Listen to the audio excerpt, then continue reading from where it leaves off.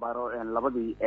fidimo ayaa bamgacmeed waxaa lagu weeraray fariisin ciidanka dawladda ay ku leeyihiin xaafadda Xawataako gaar ahaan laamiga dheer ee aada magaalada Marko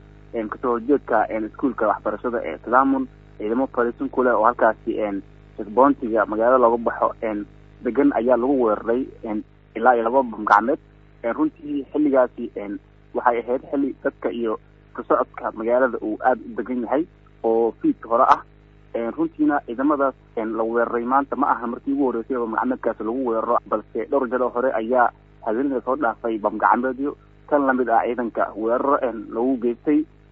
saraakiisha laamaha ammaanka degmada Afgooyo oo la xiriiray si aan wax badan uga ogaano khasaaraha ka dhashay bamgacmeedkaasi ayaynu intooda badan ba telefoonada ka jawaabin waxaana bamgacmeedkaasi uu noqonayaa kamid noqonaya weerarada iyo bamgacmeedada ka dhaca degmada Afgooye waana xilli habeen ah runtii khasaar rasmi ah ka dhashay bamgacmeedkaasi ilaa haatan oo aan sheegi karno ma jirto balse wararka ku aadam khasaaraha ka dhashay bamgacmeedkaasi abaro labadii